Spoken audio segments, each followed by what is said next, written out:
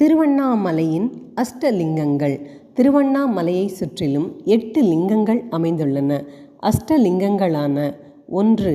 இந்திரலிங்கம் கிழக்கு திசை கிரிவலத்தில் முதலாவது லிங்கம். 2. அக்னிலிங்கம் தென்கிழக்கு திசை செங்கம் சாலையில் அமைந்துள்ள இரண்டாவது லிங்கம். 3.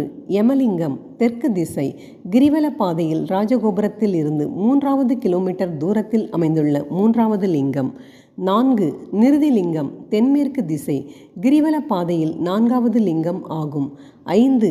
வருணலிங்கம் மேற்கு திசை ராஜகோபுரத்திலிருந்து 8வது கிலோமீட்டரில் அமைந்துள்ள 5வது லிங்கம். 6. வாயுலிங்கம் வடமேற்கு திசை கிரிவல பாதையில் 6வது லிங்கம். 7. குபேரலிங்கம் வடக்கு திசை கிரிவல பாதையில் 7வதாக அமைந்துள்ள லிங்கம். 8. ஈசான்ய லிங்கம் வடகிழக்கு திசை 8வது மற்றும் கடைசி லிங்கம் ஆகும்.